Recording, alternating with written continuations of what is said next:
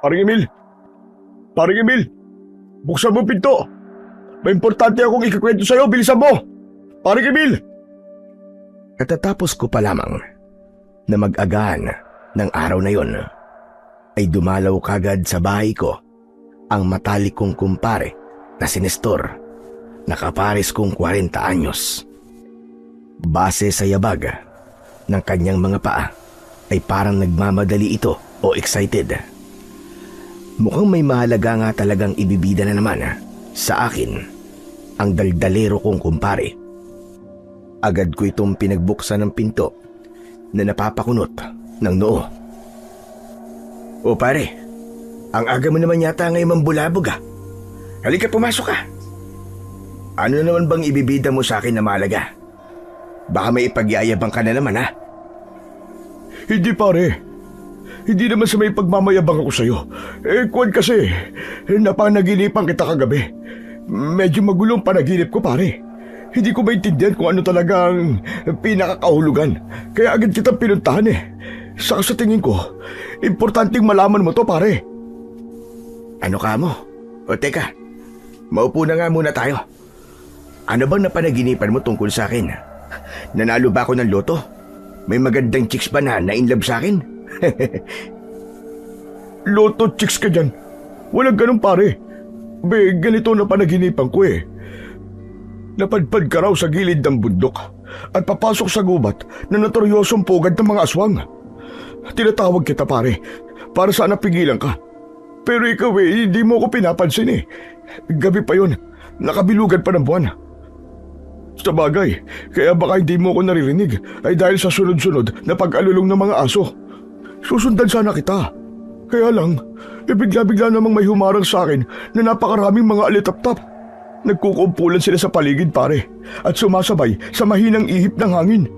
Hanggang sa hindi na kita nakita pare. Sumunod ay nakarinig ako ng mga kaluskos at mga atungal ng kung ano-anong mga nilalang pare. Palagay ko mga aswang. Sa palagay mo pare, anong ibig sabihin ng panaginip ko na yun? Wala akong ganong alam sa pagbibigay ng kahulugan sa panaginip. Ikaw ba? Ano sa tingin mo ang kahulugan ng panaginip mong yun? Naku kailangan mo siguro mag-ingat pare. Ano pa nga ba ang pwedeng ipakahulugan nun? Kundi baka makuha ka ng mga aswang pare. Ako? Makukuha ng aswang? Napaka-imposible naman yan pare. Nakalimutan mo na yatang isa akong matinik na albularyo. Kahit na ba pare, albularyo ka lang at hindi isang matinik na antingero, magkaiba yun pare. Malay mo, ay may mas matinik pa sa'yo na aswang. Malamang, may katapat ka rin sa kanila. Saka ito pa may isa pa akong naiisip na kahulugan ng panaginip ko. Ano naman? Nako, kung hindi lang kita kilala, iisipin ko talaga na kakampi mo ang mga aswang Kaya napadpad ka rin sa gubat na pugad nila. Kampon ka nga ba ng mga aswang pare? Sira ulo. Paano mo namang naiisip yan pare? Kung kampon ako ng mga aswang, para sampa at gumagawa ko ng mga langis na pangontra sa mga aswang at ipinapamahagi ko sa mga kababaryo natin dito. Saka kung kasabwat ko pa sila, di sana ipinaatake ko na sa kanila ang mga kagalit kong taga rito sa baryo natin. Isa pa kahit kailan, ay hindi pa ako nagtangkang pumasok sa gubat na sinasabi mo. Kapag nangangalap nga ako ng herbal na mga gamot, ay iwas na iwas ako mapadpad doon. Kaya nga sabi ko nga pare kung di lang kita kilala, isa lang yun sa naiisip ko. Kung ganyang malabo talagang kampon ka ng mga aswang, kung ganun, yung unang kahulugan pare, baka makakuha ka ng mga aswang. Kaya sobrang mag-iingat ka pa rin pare ha. Natigilan ako saglit at pinag-isipang maigi ang panaginip ni Nestor. Ipinaulit ko pang ipinakwento sa kanya. Parang may ibang kahulugan yung kumpul ng mga alitap-tap na humarang at tumakip. Ika mo nga sa akin pare. Ano kaya ang ibig sabihin ng mga alitap-tap? Ang mga yun kaya ang umakay sa akin papunta sa gubat na yun? Pero bakit naman kaya ako aakain doon? Gayong pugad yun ng mga aswang na kinatatakutan ng mga kababaryo natin. Yun nga Isa pa nga rin yung sa nagpapagulo sa akin eh. Parang may ibig sabihin na mahiwaga. Basta pare, mag-iingat ka na lang paring Emil. Ayan ikinuwento ko na sa'yo para naman hindi mo ako sisisiin isang araw at sabihin mong hindi kita binalaan. Alam mo naman, halos lahat ng nililigaw sa kagubatan ay hindi na nakakalabas pa ng buhay. May mga pruweba na tayong nakita. Nawakwak ang mga katawan ng mga nalapa sa gilid ng gubat. Kagagawa ng mga aswang. Ilang beses na yung pare. Tapos si Kapitan ay maigpit din at palaging nagbababala. Na wag daw magpupunta ron sa gubat ang kahit sino sa atin. Salamat naman pare sa babala mo. Hayaan mo, kahit di ako naniniwala sa kahulugan ng mga panaginip, ay talagang mag-iingat pa rin ako. Sinisiguro ko sa yung kahit gaano pa katuso ang mga aswang, hindi nila ako basta-basta makukuha o malalapa. Siguraduhin mo lang pare dahil ako ang unang-unang magwawala kapag ginawang kanila ng masama. Lintik lang walang ganti sa akin kapag nagkataon. Talagang ipaghihiganti kita pare. Aba, ikaw ang dapat na mag-ingat, Nestor. Albularyo ko. Kahit papano, may mga pangontra ko sa mga aswang. Ikaw, wala ka nun pare. Sa laki ng katawan ko to, naku, hindi sila uubra sa akin. Tsaka pwede mo naman akong bigyan ng mga pangontre. Isa pa palang kahinaan mo. Kulang ka sa muscle pare, hindi ka batak sa trabaho. Pero mas matalino naman ako kumpara sa'yo. Daig pa rin ng mas matalino ang malaki ang katawan. Teka, wag na nga tayo magtalo, pambihira. Ang mabuti pa, pareho na lang tayo mag-ingat. Buong baryo nga natin kailangan din mag-ingat dahil sa banta ng pagsalakay ng mga aswang na pabigla-bigla pa naman. Kung sa bagay, ay siya nga pala pare. May isa pa akong ibibida sa'yo. Ano na naman yun? Ayan ka na naman Luluwagan mo na naman yung bibig mo Kalalaki mong tao pare, napakadaldal mo. Bakit pare? Masama bang ipagyabang kita kay Mang Ulok? Naalala mo yung dinala ko rito kailan lang at ipinatingin sa'yo?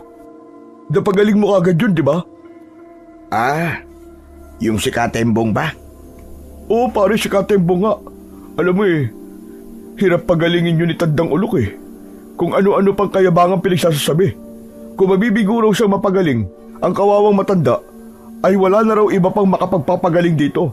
Hayon, ikaw ang ibinida ko at sinabi kong mas magaling ka sa kanya. Hinamon pa nga ako ng loko. Subukan ko raw dalhin sa'yo si Katembong. Kung mapapagaling mo raw, ay baka raw gumagamit ka lang ng kakayahang bigay raw ng demonyo. Sipin mo yun pare. Ang tawa ko nung sinabi niya yun O tapos, ano namang isinagot mo kung sabihin niya yun? Di syempre binara ko kagad. Sabi kong may inggit ka lang, kaya mo nasasabi ang ganun. Nagalit nga sa akin ng loko Sira ulo ka naman pala Saka bakit mo kasi ako ibibida sa kanya? Alam mo naman pareho kaming albularyo. Siyempre masasaktan ang kumpiyansa ng tao. Sa susunod nga pare, ay wag mo kong ipagyayabang sa mga tao. Mas ayos kung tahimik lang tayo at hayaan ng mga tao na makakita ng kahit na anong taglay nating husay o galing. Ang tao kasi pare, ay likas na may inggit sa katawan yan. Kung iinggitin natin sila ng hayagan, magiging mitya pa yun para gumawa sila ng masama sa taong kinaiinggitan nila. Napakayabang naman kasi ng matandang yun Para bang siya lang ang magaling sa buong baryo. Sarap ng bigwasan Natigilan sa pagsasalita si Nestor nang biglang may tumikhim sa may pintuan ng salas kung saan kami naroon. Nakalimutan ko palang isara ang pinto at hindi namin namalayan na may tao na pala ron at si Mang Ulok pa mismo. Nakasimangot itong nakatingin sa aming dalawa ni Nestor. Kaming dalawa naman ay parang binuhusan ng malamig na yelo ang mga reaksyon. Kaulok, kayo pala. Kanina pa po ba kayo dyan? Di man lang kayo tumatao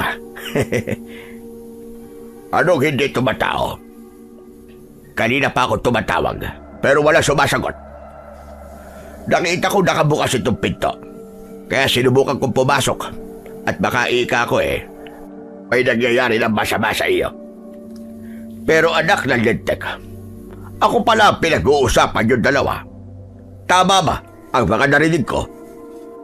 Ay, baka mali lang ho kayo ng pagkakarinig, Kaulok. Saka, nagbibiruan lang po kami ni paring Emil, di ba pare? Kaya huwag niyong seryosohin kung ano man ang narinig ninyo. Aba, hindi pa ganun kahina itong pandinig ko. Kahit matanda na ako, malinaw ko narinig na mayabang ako at nagmamagaling. Nakoy, nagbibiro lang naman po itong si paring Nestor, Kaulok. Kaya huwag niyo na pong masamain. Saka, ano ho pala ang ipinarito nyo? Bumarito ako para kumpirmahin na talagang napagaling mo nga si Tembong. Pwede na ba akong pumasok ngayon? Ay sige ho, pumasok po kayo at umupo. Paano mong napagaling si Tembong? Pwede ko bang malaman at kung ano ang ginamit mo o ginawa mo sa kanya? Sabi ko naman kasi sa inyo, Kaulok iba tong kumpare ko. Walang imposible sa husay niya bilang isang albularyo. Di ka panis nyo na hindi nyo nakuha ang pagalingin si Tembong. Samantalang napakasimple lang para kay Emil. Sandali nga, pwede man tumahimik ka muna, Nestor. Hindi ko hinihingi ang opinion mo. Si Emil ang tinatanong ko rito, kaya huwag kang dumaldal. Bakit? Totoo lang naman po ang sinasabi ko Pasimple kong siniko si Nestor at sinenyasan na tumahimik. Ang loko ay nginisian pa nang nang-iinis ang matanda. Kaulok, ginamitan ko lang naman po si Katembong ng pinaghalo-halong herbal na langis. Saka ko siya dinasalan. Pagkatapos ay pinag-alay ko siya bilang pampalubag loob at paghingi na rin ng tawad sa espiritong hindi niya sinasadyang nasaktan. Pwede ko bang malaman kung ano-ano ang herbal na langis na pinaghalo-halo mo at kung anong dasalan sinabit mo? Pwede naman ho. Kaya alam po bigla kong pinigilan ni Nestor na ikinagulat namin pareho ni Kaulok. Si Kaulok ay lalong napasimangot kay Nestor. Naku, wag mo sabihin, pare.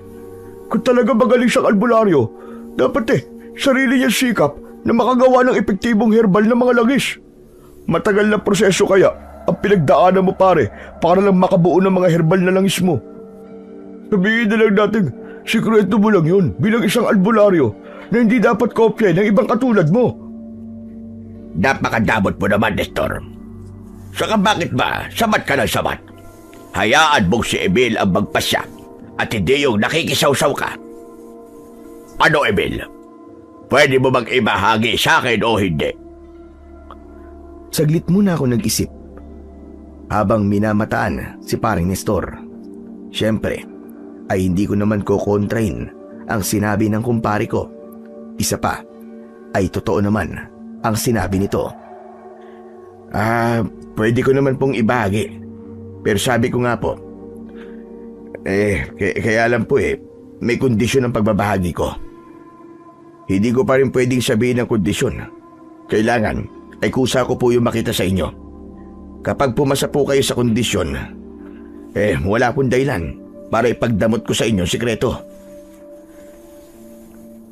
Kahit sabihin kong ang kapalit, ay sasabihin ko rin sa'yo ang isa sa pinakasikreto ko bilang matagal lang albularyo.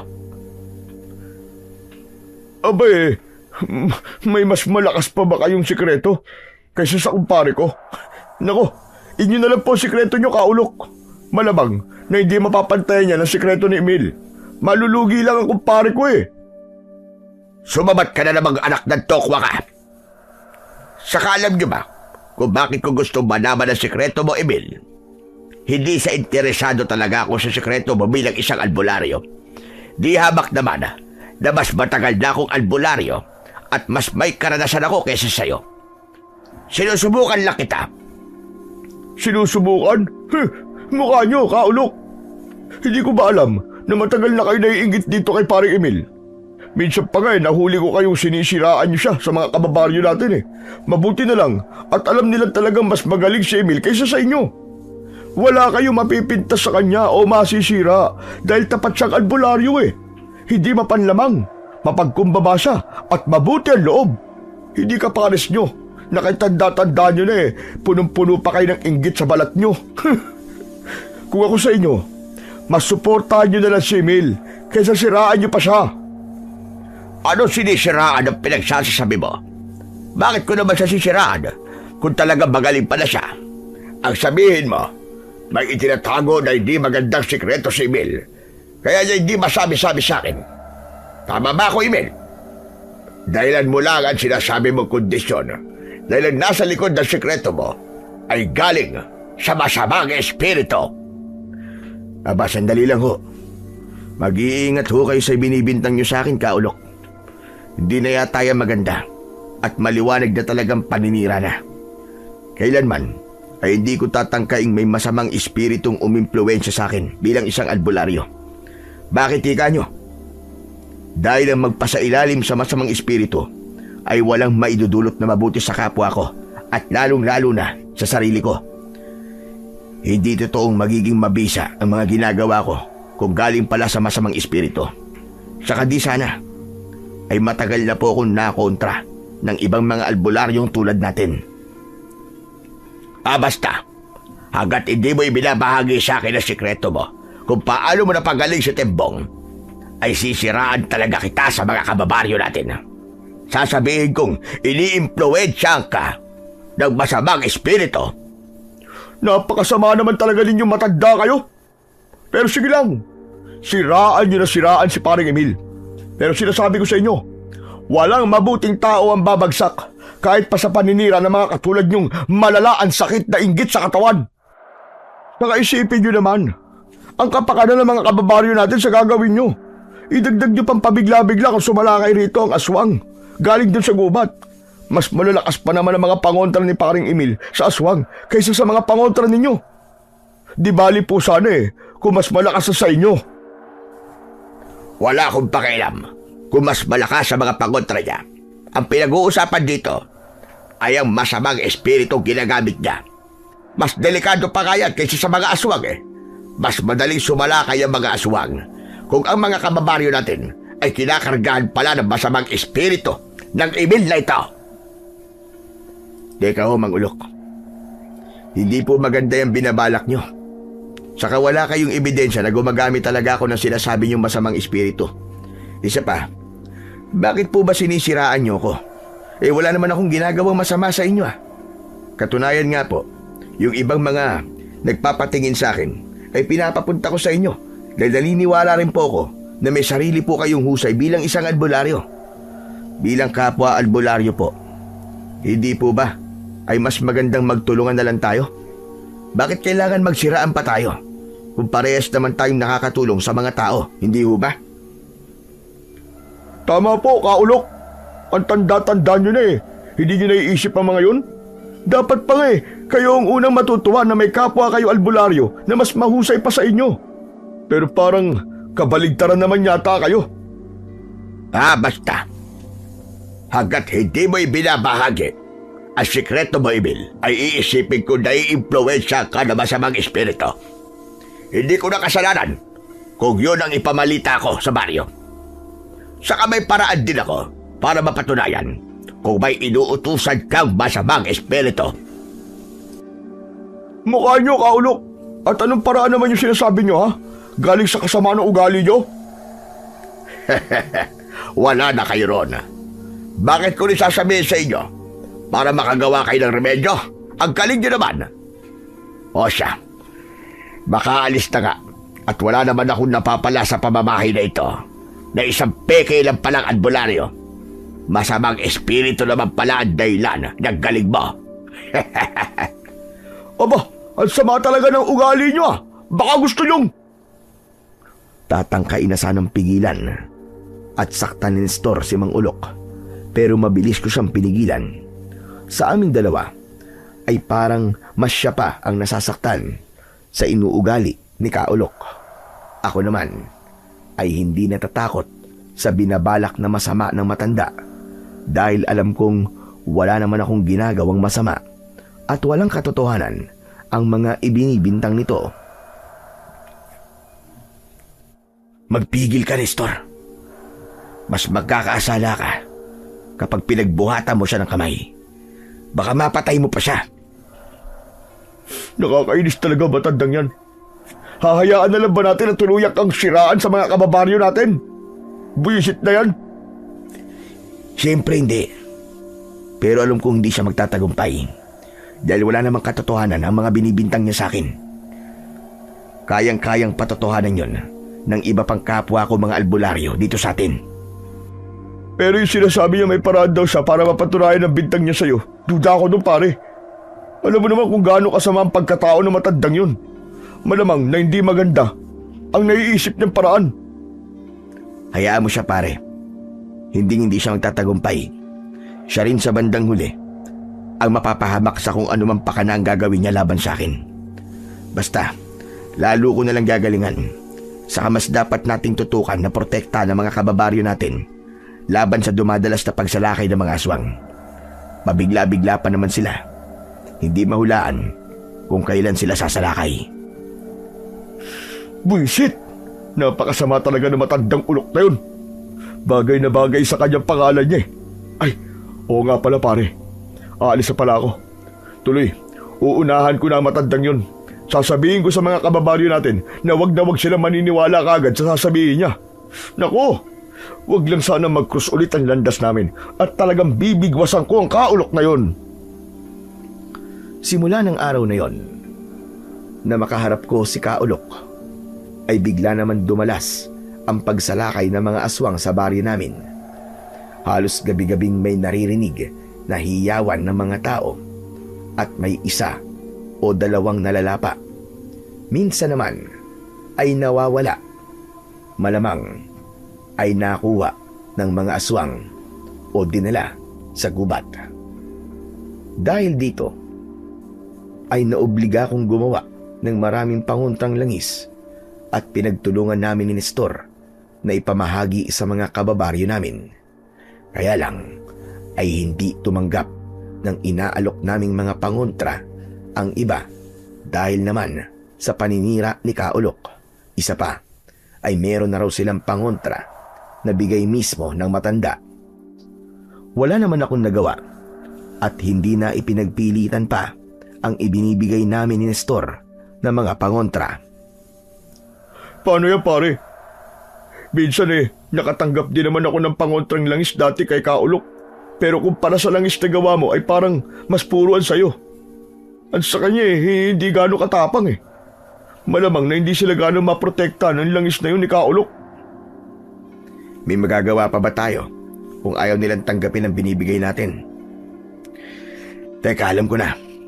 Basta mag-iwan na lang tayo sa labas ng pinto ng bahay nila. Kahit papano, ay matatakot ang mga aswang na lumapit sa bahay nila. Sa ganung paraan man lang maipilit pa rin natin ang proteksyon para sa kanila na hindi nila namamalayan. Aba, tama nga no. Maganda yung naisip mo pare. Yun na lang ang gawin natin. Kaya lang baka isipin na naman ni Kaulok na magkasing bisa lang ang mga pangontrang yung dalawa. Lalaki pa ang ulo ng hukluban na yun. Hayaan mo siya. Basta tayo, ginawa natin ang tama. At para naman yun sa kaligtasan ng mga kababaryo natin. Isipin na niya ang gusto niyang isipin. Hindi naman yung kabawasan sa kapasidad ko bilang isang albularyo. Kung sa bagay, nako, huwag na nga natin pag-usapan na matandang yun. Pampasakit lang ng ulo yun Nagpatuloy ng ilang gabi ang pagsalakay ng mga aswang sa aming baryo. Nang huminto naman ito, isang araw ay bigla na lang sumugod sa bahay si Kaulok kasama ang ilang mga kababaryo ko. Nang harapin ko sila, ay nakita kong galit na galit ang mga kasama ni Kaulok. Samantalang siya naman ay paismid na nakangisi habang nakatingin sa akin. Mga kababaryo, Kaulok, anong ipinarito niyo sa bahay ko? Anong meron? Nandito kami para maghalugog sa pamamahay mo at patunayan sa kanila na may agibat kang galing sa masamang espiritu. Isang agibat na ginagamit mo rin para magtawag ng mga aswang galing sa gubat. Ikaw pala dahilan kung bakit nagkakasunod-sunod ang pagsalakay rito ng mga aswang. Anong pinagsasabi niyo, Kaulok? Huwag niyo akong pagbintangan ng isang bagay na hindi ko naman gawain. Malinis ang konsensya ko. Walang katotohanan ang ibinibintang niyo sa akin. Habang nagsasalita ako, walang ano-ano, ay biglang dumating ang kumpare kong si Nestor. Hinawi niya ang mga tao. Mabilis na lumapit sa akin at sinamahan akong humarap sa mga tao. Sandali mga kababaryo! Anong kaguluhan to? Ano ba kayo? Ako mismo magpapatunay na isang kasinungalingan ng paratang ni Kaulok sa kumpare ko. Mas tamang sabihin dahil sa inggit ng Kaulok na yan, kaya sinisiraan niya sa inyo si paring Emil. Alam naman ng ilan sa inyo na malabong hindi galing sa masamang espiritu ang galing ng kumpare ko. Ilang beses namang napatunayan ng ibang albularyo rito na lihiti mo siyang albularyo at talagang sadyang magaling lang. Nandito ka na naman binabida ka. Saka kung talagang walang itinatago yung kumpare mo, hayaan ninyo kaming maghalughog at humanap ng ebidensya gumagamit siya ng kahit na anong galing sa masamang espiritu. Malakas talaga ako, Tom ko, at hindi ako maaaring magkamali. Teka nga, Kaulok. Bakit ba parang sigurado kayong may mahahanap kayong ebidensya sa bahay ni paring Emil? Hindi ko ba alam? Napakanayo lang ito. Hindi pinansin ni Kaulok ang sinabi ng kumpare ko. Sa halip ay sinenyasan nito ang mga tao at muling nagsalita. Mga kababaryo ko, huwag na ninyong pansinin ang bidabidang Nestor na yan. Hala, sige, halugugin ang bahay ni Emil. Sa sala kayo mag-umpisa. Ultimo ilalim ng mga upuan ay siyasatin ninyo maigi. Wala kayong paliligtasin. Kung may makita kayo kahina-hinala at sa palagay ninyo ay anting-anting na galing sa masamang espiritu, ay tipunin ninyo at isa-isa kong bubusisiin. Alam ko kung alin ang medium ng masamang espiritu. Masakit sa akin na makitang hinahalughog ang pamamahay ko nang dahil lang sa paratang ni Kaulok.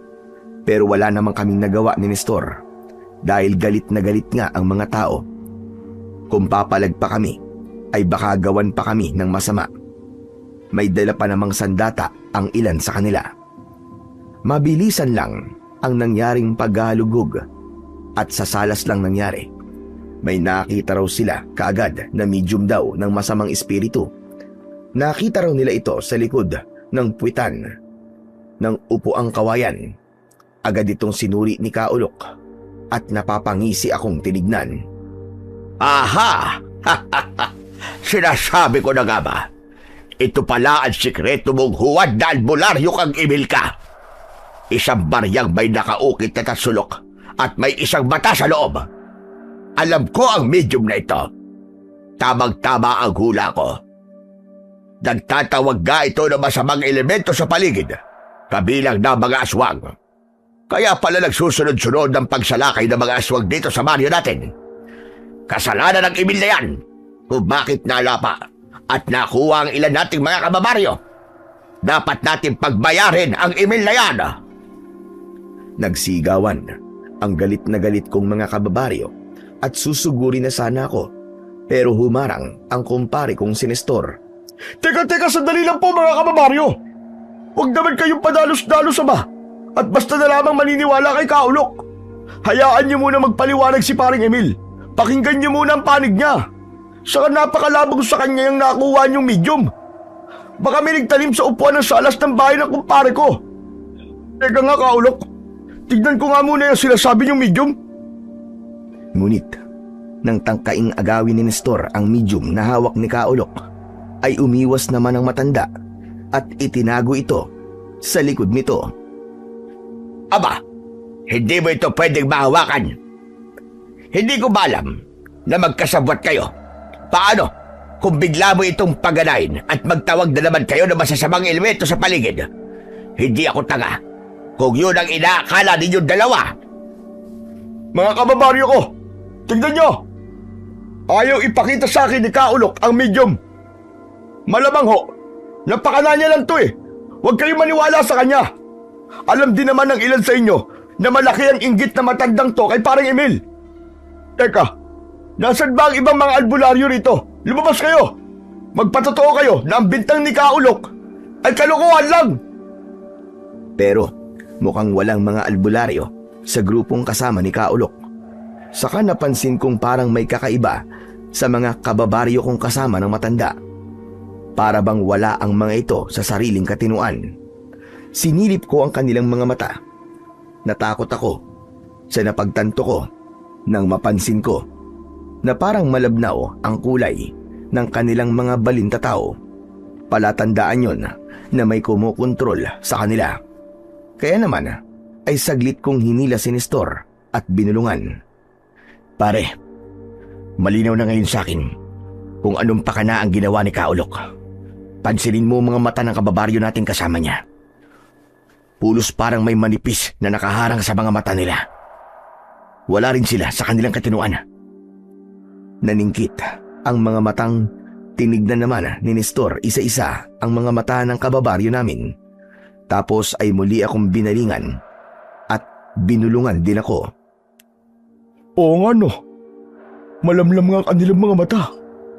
At yung medium na nasa kamay ni Mang Ulok, malamang pagmamayari niya mismo yun. Inisahan niya tayo pare. Itinanim niya ang medium nung bumisita siya sa bahay mo. Ano ngayon ang gagawin natin pare? Kailangan maagaw natin ang medium kay Kaulok. Huwag muna natin siyang gagalitin. Magkunwari muna tayong umaayon sa gusto niyang mangyari. Kaya lang, ay hindi ko alam na pagganayan ng medium o kung paano ko kontrahin ang paggana nito para mabalik sa dati nilang wisyo ang mga kababaryo nating narito. Ano kaya kung tawagin ko rin ng ibang albularyo sa baryo? Wag na pare. Malamang ay kinontra na rin sila ni Kaulok. Kaya wala sila rito ngayon. Pero basta, agawin na lang natin ang medium kay Kaulok. Pero mukhang natunugan naman ni Kaulok ang binabalak namin na yun. Kaya naman ay inunahan niya kami. Pumumpas ito sa mga kababaryo namin. Mga kababaryo ko, ano pa ang itinutungangan nyo riyan? Hulihin nyo ang dalawang yan at gapusin! Hindi kayo ligtas sa mga aswang hanggat malayang nakakakilos ang dalawang mga mapagpanggap na yan. Kaya sige, hulihin sila! Lagot tayo pare, anong gagawin natin? Takbo na pare, tumakas na tayo. Paspasan natin tumakbo. Saan tayo pare? Bahala na, basta sumunod ka sa akin. Bira na! Ibinuhos namin ni Nestor ang buong bilis namin sa pagtakbo. Lalo na nang mapagtanto naming mabilis ding humabol ang mga kababaryo namin. Palibhasa ay kontrolado sila ng medium ni Kaulok. Nung una ay basta takbo lang ang ginawa namin ni Nestor. Kailangan lang ay hindi kami mahabol. Pero bandang huli ay naisip kong dumiretso papunta sa notoryosong gubat. Nanlaki pa ang mga mata ni Nestor nang mapansin ang direksyong tinatahak namin. Kahit hinihingal ay sinita niya ako. Pre, saan tayo pupunta? Ano ba yan? Huwag mong sabihin sa gubat tayo magtatago. Wala na tayong opsyon pare, kundi sa gubat. Sa tingin ko, mas makakabuting doon tayo pansamantalang magtago. Dahil hindi nila iisiping doon tayo pupunta. Sira ka ba pare? Eh di nila pa naman tayo doon ng mga aswang. Pupunta na lang tayo sa ibang direksyon pare. Umaga pa lang ngayon pare, ano ka ba? Hindi aktibo sa umaga mga aswang. Saka hindi naman tayo papasok sa kaloob-looban eh. Sa bandang gilid lang tayo. Bahala ka pare, basta ako. Hindi ako susunod sa'yo sa gubat. Liliko ako. Mabuti pa nga pare. Basta siguraduhin mong hindi ka nila mahuhuli ha. Kapag nahuli ka man, wag mong sasabihin kung saan ako nagtago. Ikaw rin pare. Mas lalo siguraduhin mong hindi ka mapapahamak sa gubat. Kung sa akin ka na kasi sumunod eh. Nakakainis ka naman eh. Doon na kami naghiwalay ng kumpare kong si Nestor. Ako naman ay tumuloy pa rin papunta sa kinatatakutang gubat.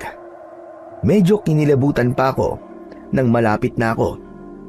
Noon ko lang kasi napagtanto na nakakatakot pala ang itsura ng gubat sa malapitan. Ramdam na ramdam kong nag-iisa ko, maliban na lang sa mga tunog ng iba't ibang hayop na naroroon at parang lagaslas ng tubig. Mukhang may sapa pa nga sa malapit. Bigla ko ring naalala ang panaginip dati ni Nestor. Nagkatotoo pa yata. Pagpasok ko sa gubat, ay naging alerto ako. Palingalinga ako at nakikiramdam. Nagtataasan ang mga balahibo ko sa tuwing makakarinig ako ng mga kaluskos. Naisip kong mali yatang dito ako dumiretso. Bigla ay napakapa ako sa bulsa ko nang may maalala ko. Nakakainis naman oh. Wala pala akong nadalang pangontra sa aswang. Hindi pwede to. Kailangan makahanap kagad ako ng pangontra sa aswang. Baka sakaling meron dito sa gubat. Ang ginawa ko ay naghanap ako ng kahit na anong halaman o herbal na kinatatakutan ng mga aswang. Naging maingat ako sa bawat takbang ko. Hindi pwedeng makalikha ako ng ingay na maaaring makatawag ng pansin kung sakaling may aswang na naglilibot sa paligid. Siguro naman ay may parte pa rin ng gubat na ito na iniiwasan ng mga aswang. Diyos Ama sa langit, sana po sa parteng ito ng gubat ay may mga halamang iniiwasan ng mga aswang. Nananalig po ko sa inyong hindi niyo po ako pababayaan, Panginoon. Alam ninyong walang kasamaan sa puso ko. Hindi po dapat sa akin na mapahamak dahil sa pakana ni Ulok. Gabayan niyo po ko sa gubat na ito na pugad ng mga aswang. Huwag po ninyong hahayaang manaig ang kasamaan laban sa kabutihan. Danawa, at maraming salamat po sa inyo, Panginoon. Siyempre, matapos kong magdasal, ay siniguro kong kikilos ako ayon sa mga sinambit ko. Sabi nga, nasa Diyos ang awa, pero nasa tao pa rin ang gawa. Kailangan ko pa rin kumilos. Kailangang hanapin ko ang mga halamang kinatatakutan ng mga aswang. Habang naghahanap ako, ay napansin kong dumadalas ang mga kaluskos sa paligid. Kaya naman, ay todo palinga-linga ako at pahinto-hinto para makiramdam. Medyo nakayuko rin ako at patago-tago sa mabababa pero malalagong halaman. Hindi pwedeng lantad na lantad ako. Tumagal pa ang paghahanap ko. Halos pagpawisan na ako sa sobrang kaba. Kada kaluskos kasi sa paligid ay napapansin kong sumasayaw-sayaw din ang nakalambitin na mga baging sa mga sanga ng puno. Pakiramdam ko ay parang sadyang sinusubok ng Panginoong Diyos ang pananampalataya ko ng mga sandaling yon. Pero hindi pa rin ako nawawalan ng pag-asa kahit napansin kong inabot na pala ko roon ng hapon. Naku po, hapon na pala. Hindi ko man lang naramdaman ng oras pati ang gutom. Kailangan ko rin palang maghanap ng kahit na anong prutas na makakain. Hindi pwedeng manghina ako rito. Sa kailangan, bago sumapit ang takip silim, ay makahanap na ako ng halamang pangontra sa aswang. Pagbaling ko sa isang banda, ay sakto namang may nakita akong mababang puno ng langka na hitik sa bunga. Ang ilang bunga pa ay nalaglag na lang na walang gumagalaw. Nang makita kong mukhang may hinog ng bunga, ay nagmamadali ko yung pinuntahan at nilantakan. Matapos ko namang makakain, ay nakarinig na naman ako ng sunod-sunod na mga kaluskos mula sa di kalayuan sa kinaroroonan ko. Alerto akong nagtago sa malapit na palumpong at nagmasid. Walang ano-ano ay nakakita ko ng dalawang lalaking palingalinga na parabang may hinahanap.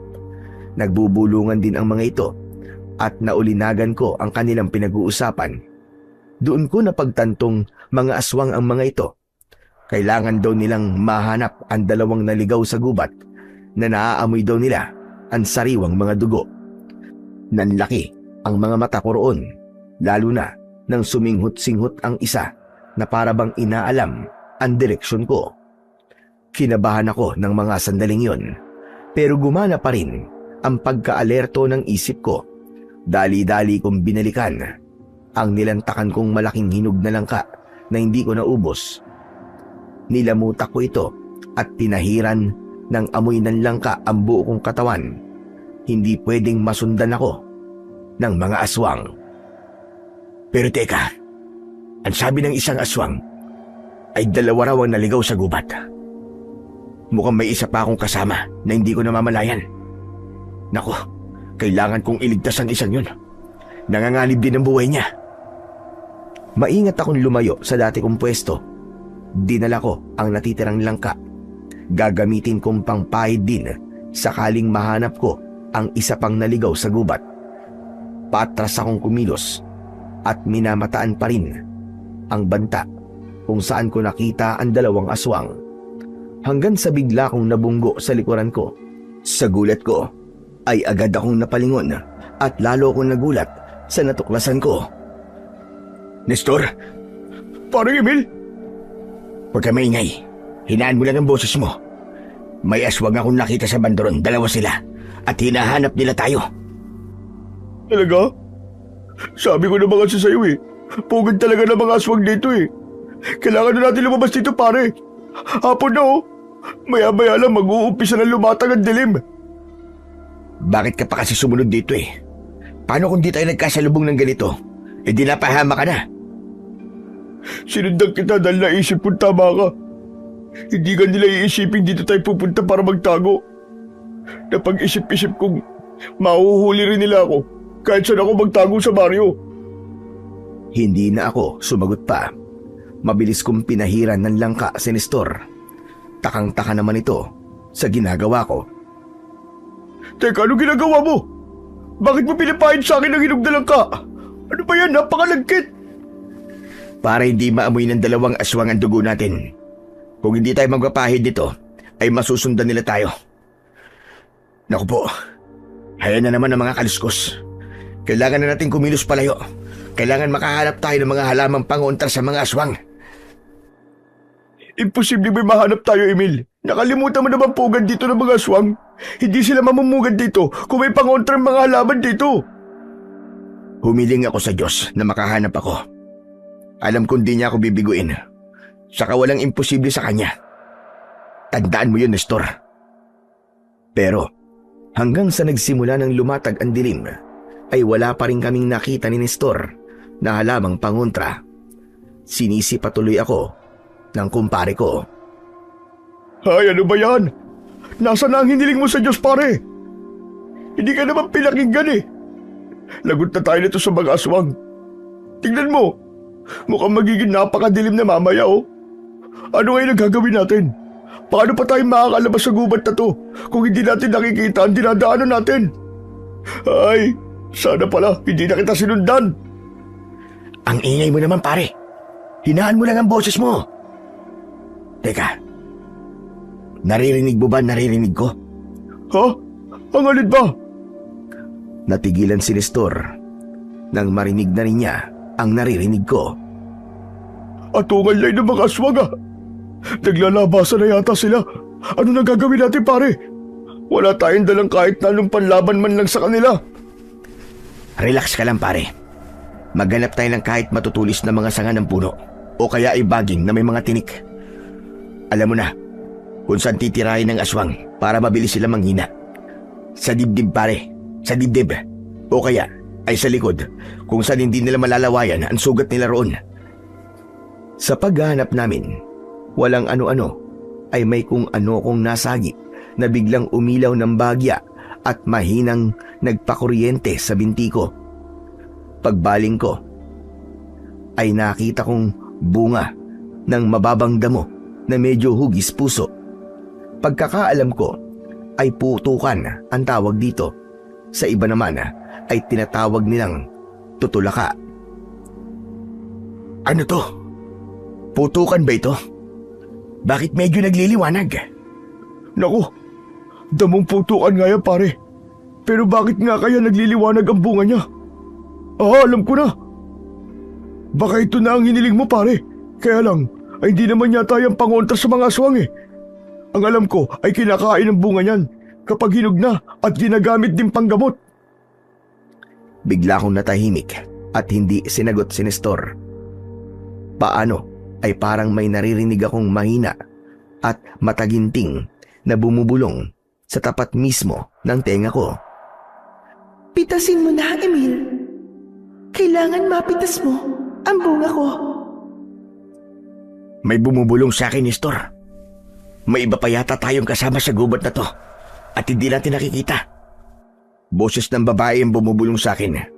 Mataginting ang boses niya na parang umieko. Ano ka mo? Ano ba pinagsasasabay mo, pare? Nanalakot ka ba o nasisiraan ka na? Tayong dalawa lang ang tao rito eh. Hindi nga pare. May bumubulong talaga sa akin. Ang sabi ay pitasin ko na raw ang hinog na bunga. Teka, hindi kaya itong damong ito ang bumubulong sa akin? Hindi ko na hinintay pan sumagot si Nestor. Para kasing may nagtutulak sa akin na pitasin na kagad ang bunga ng putukan. Pitasin mo na, dali, Emil. Naglalabasan ng mga aswang. Wala kayong proteksyon kung hindi mo pipitasin ang bunga kung magsisilbing mutya para sa'yo. Ang bunga ko ay bunga ng pagpatay sa akin ng mga aswang at ng sigaw para sa ustisya ng kanilang mga nalapa sa gubat na ito. Ang espiritu ko ay tumatahan sa halamang ito na nasa harap mo. Ngunit nang pipitasin ko na sana ang bunga ng putukan, ay bigla naman akong hinila palayo ni Nestor. Huwag pare! Huwag mo pipitasin! Baka ila'y patibong ng mga aswang, kaya medyo nagliliwanag siya. Hindi pare, kailangan ko talagang pitasin ang bunga niya. Yan ay isang mutya, sabi ng boses na bumubulong sa akin. Magsisilbi raw natin yung proteksyon ngayong gabi laban sa naglalabasang mga aswang. Sigurado ka ba? Pero ano ba pangalan na bumubulong sa'yo? Baka kaluluwa yan ng isa sa mga nabiktima ng aswang sa gubat na to, pare. Binulungan akong muli ng tinig ng babae at tinugon ang tanong ni Nestor, pero ako lang ang nakakarinig. Ako nga pala si Hanabi. Dati akong diwata ng kagubatang ito. Bago pa sinakop ng mga aswang na pumatay sa akin, nagising lang ako muli mula sa kamatayan dahil sa pagkasaling mo sa halamang yan na nasaniban ng kaluluwa ko mismo. Ang misyon ko ay ang magiganti sa mga aswang, pati na rin upang ipagiganti ang mga kaluluwa ng kanilang mga nabiktima. At ikaw ang itinakdang makakatulong ko sa pagiganti. Albularyo ka, hindi ba? At hindi ka basta-bastang albularyo. Sadyang pinagtagpo tayo ng Diyos sa gubat na ito. Bago ko sinabi kay Nestor ang pangalan ni Hanabi, ay mabilis ko munang pinitas ang isang bunga ng putukan. Hanabi raw ang pangalan niya, Nestor. Hindi siya kaluluwa ng nalapa ng aswang dito. Siya raw ay diwata ng gubat na ito na sinakop lang daw ng mga aswang at ginawa nilang pugad. Nakasanib daw ang kaluluwa niya sa halamang putukan na ito. Ang bunga daw nito ay isa raw mutya. Mutya? Kung ganun pala, ito na ang padala ng Diyos sa dasal mo, pare. Kay buti nga pala talaga ng Panginoong Diyos. Ikaw lang eh. Kulang ka kasi sa pananampalataya. Hindi binibigo ng Diyos ang mga taimtim na nananalangin at gumagawa ng kabutihan. Kaya ikaw, palalimin mo pa ang pananampalataya mo, pare. Ang pagiging mainipin ay senyales ng kawalan ng pananampalataya.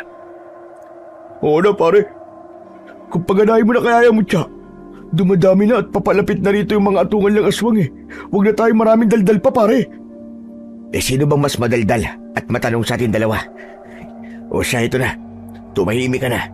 At tatanungin ko na kay Hanabi kung paano ko pagaganahin tong mutya ng putukan. Tinanong ko na nga si Hanabi kung paano pagaganahin ang mutya. Hanabi, paano ko ba pagaganahin tong mutya na to? Kailangan na natin magmadali. Papalapit na rito ang mga aswang. Lunukin mo na ang hinog na bunga ng putukan, Emil. Dali na. Pagkalunok mo, ay kusa ko nang ilalagay sa isip mo ang lahat ng kailangan mo malaman tungkol sa mutya ko. Hindi mo na rin ako kailangan kausapin ng pabulong. Sa isip na lang tayo mag-uusap. Sige na, kainin mo na yan. Hinain ko na nga ang hinog na bunga ng putukan. Manamis-namis ito na may konting asim. Pagkalunok na pagkalunok ko ay totoo ngang kusang may mga impormasyon na pumapasok sa isip ko. Ngayon ay paganahin mo na ang kailangan paganahin, Emil. Protektahan mo ang iyong sarili at ang kasama mo laban sa paparating na mga aswang ngayong gabi. At siya nga pala, ang kapangyarihan taglay ng aking mutya ay pwede mong ihalo o isabay sa kakayahan mo bilang isang albularyo. Simula ngayon, Emil, ay kailangan mo na sanayin ang lahat ng kailangan bilang paghahanda sa pakikipaglaban mo sa pinuno ng mga aswang na siyang pumatay sa akin. Siya ay walang iba, kundi si Yawar. Yawar? Yun ang pangalan ng pinuno ng mga aswang? Oo, Emil. Ang matandang aswang na yun ay makapangyarihan at sobrang tuso na hindi ko inaasahan. Kaya natalo niya ako. Nilagay ko na rin sa isip mo ang lahat ng taglay niyang katusuhan at mga nalaman kong kakayahan at kapangyarihan niya. Magtulong kayong gumawa ng magandang plano kung paano makukontra at matatalo ang lahat ng yon. Marami pa sana akong itatanong, pero bigla kaming natigilan at kinilabutan si Nestor nang makarinig kami ng malakas na kakaibang alulong.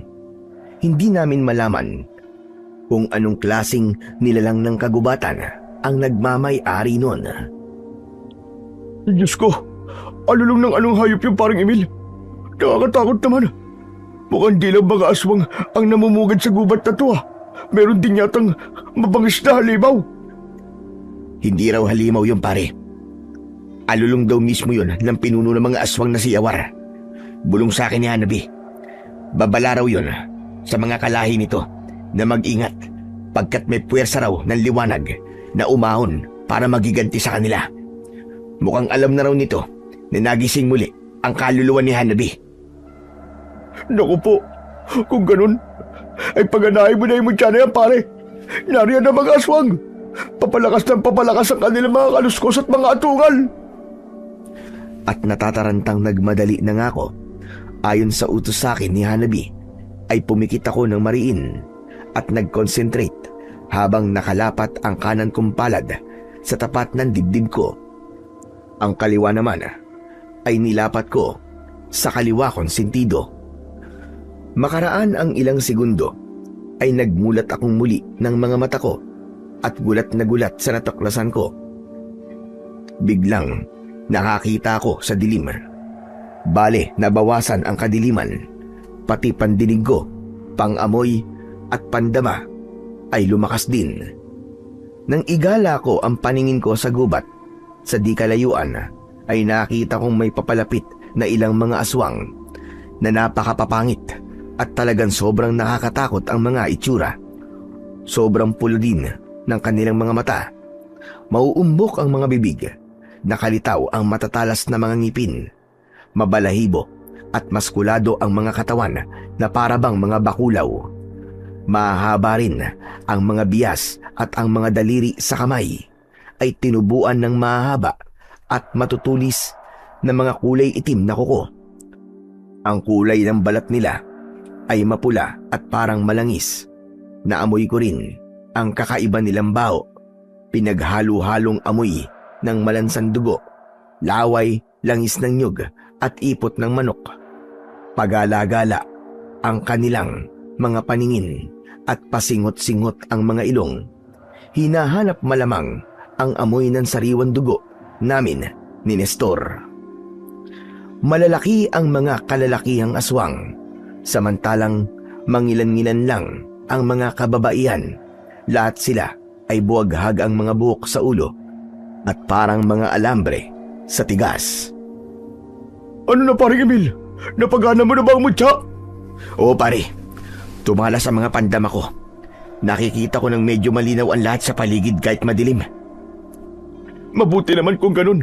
May nakikita ka na bang mga aswang sa paligid?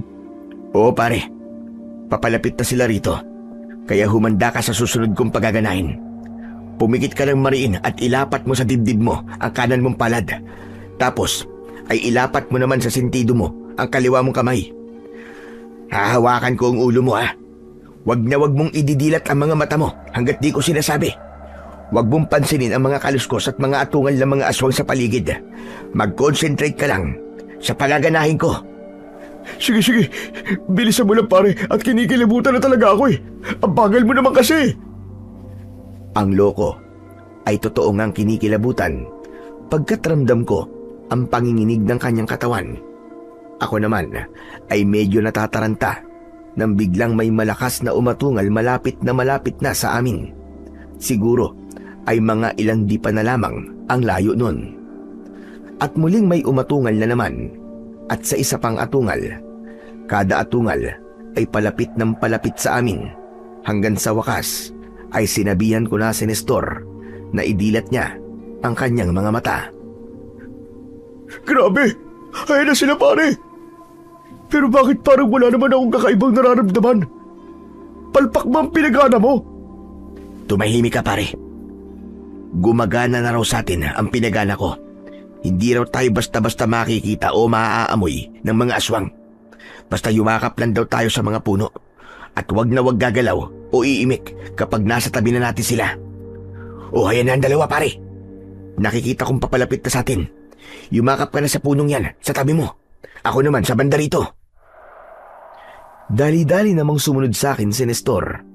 Nakikita kong todo pikit pa siya sa pagkakayakap sa puno. Talagang hindi siya gumagalaw at kontrolado ang paghinga. Inabot din kami ng mga ilang oras na nakayakap lang sa puno. Pagkat pabalik-balik ang mga aswang na para bang alam nilang naroroon pa rin kami at hindi lang nila makita o maamoy. Todo singhot talaga sila sa bawat madaraanan nila. Minsan pa ay sumandal ang isang aswang sa tapat mismo ni Nestor. Nakita ko nanlaki ang kanyang mga mata, pero kagad din pumikit ng mariin. At sa wakas, napagod din sa paghahanap ang mga aswang. Unti-unting nag-alisan ang mga ito, na halatang mga dismayado dahil hindi kami nahanap. Narinig pa namin ang pag-uusap ng dalawang nahuhuli. Sa baryo naman daw sila pupunta para humanap ng malalapa at mapagpipiestahan nilang pagkain. Tuloy, makikipagkita raw sila kay Kaulok para sa hinihingi nila ritong isang birhen na iaalay sa kanilang pinuno. Aanakan at pagkatapos ay lalapain din sa huli. Kailangan daw magkaroon ng bagong henerasyon ng mga aswang. Nang tuluyan ng makaalis ang mga aswang, ay binulungan na ako ni Hanabi na ligtas na raw kami. Diyos ko, grabe ka ba ko nun ah. Kumuntikan pa ako sa isang aswang kanina, paring Emil. Akala ko talaga'y mahuhuli na ako. Grabe talaga. Sobrang nangawit pa ako sa pagkakayakap po sa mga aspang na puno to. Pa! Saka napakabaho pala ng mga aswang na yun. Nakakadiri. Kailangan natin pumunta sa baryo ngayon pare. Kailangan kontrayin natin ang mga aswang. Narinig mo naman ang pag-uusap ng dalawang huling aswang kanina. Saka ang Kaulok na yun pare. Sinasabi ko na grabe.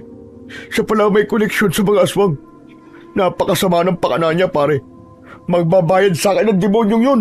Susungaling-aling ko talaga ang bunganga niya. Siya pala ang gumagamit ng kapangyarihan ng kadiliman. Tara pare, bumalik tayo sa baryo at sugurin natin ang Kaulok na yun. Hayang ka na naman pare. Padalos-dalos ka na naman mag-isip eh. Hindi natin siya basta-basta susugurin pare. Iisip tayo ng magandang paraan para pagbayarin siya. May sinasabi sa akin na paraan si Hanabi. Hindi raw siya basta-basta makakahanap at makakapag-alay ng birhen mula sa baryo natin. Ha? At bakit? Dahil may sumumpa kay Kaulok na isang kaalbularyo ko na hindi raw siya makakahawak ng isang birhen. Yun ay lihim na sumpa na mismong si Kaulok ay hindi alam. Oh, kaya ba hindi na rin nakapag-asawa matandang demonyo na yun? Tama ka. Kaya gagamitin natin ang sumpa sa kanya, laban mismo sa kanya. Tignan lang natin kung di siya malalagot sa pinunong aswang. Sinong albularyo raw at sumumpa kay Kaulok? Nakalimutan na raw ni Hanabi ang pangalan niya. Gigisingin daw uli niya ang kaluluwa nito at aalamin ang pangalan. Saka na raw natin malalaman eh. Sa ngayon ay kailangan na natin pumunta sa baryo. Sige pare, pero teka pala pare. Paano kung makita tayo ni Kaulok at ng mga kababaryo nating kontrolado ng medium niya? Oo nga pala no. Sandali lang at sasabihin ko kay Hanabi. Magtatanong ako kung ano magandang gawin para matulungan pa rin ang mga kababaryo natin. Bago ko pa man matanong si Hanabi sa isip ko ay sinagot na kagad niya ako. Hindi kayo pwedeng magpunta sa baryo, Emil. Base sa nasagap ko, sa memorya mo, delikado kayo kay Mang Ulok. Nalaman ko rin may hawak pala siyang isang medium na kayang magtawag ng masasamang mga elemento, aswang at espiritu. Kontrolado rin pala niya ang ilan ninyong mga kababaryo. Ganito ang gawin mo, Emil. Nalaman ko rin kasi na nagpamahagi ka ng pangontra sa aswang na langis. Ang mga langis na yon ang paganahin natin bilang kanilang proteksyon. Pero, paano kung pagaganahin yun, Hanabi? Wala akong dalang ganun langis. Isipin mo, Emil. Alam mo na lahat ang kapangyarihang taglay ng mutya ng putukan, hindi ba? Mula sa mundo ng espiritu ang mga kapangyarihan ito. Kaya kahit hindi sa pisikal, ay gagana mga ito. Pwede mong paganahin kahit sa pamamagitan lang ng memorya. Isipin mong hinahaluan mo ang mga naipamahagi mong langis nang gusto mong paganahin kapangyarihan. Sige na, mag-concentrate ka na. Kailangan maunahan mo mga aswang bago pa sila makarating sa baryo at makapagasik ng lagim. Nag-concentrate nga ako base sa sinabi ni Hanabi. Inisip ko lahat ang kapangyarihang taglay ng mutya hanggang sa nakapili ako ng dapat paganahin. Inalala ko kung paano ako gumagawa ng pangontrang langis sa aswang. Sa panghuling proseso ay isinama ko ang kapangyarihang pagtitriplihin ang bisa ng pangontrang langis. Ano na pare? Ano sabi ni Hanabi? May pinagana ka na naman ba? Oo, pare. Kahit hindi na tayo magpunta sa baryo, ay protektado ko pa rin ang mga kababaryo natin. Sa paanong paraan naman pare? May pinagana akong kapangyarihan ng mutya ng putukan.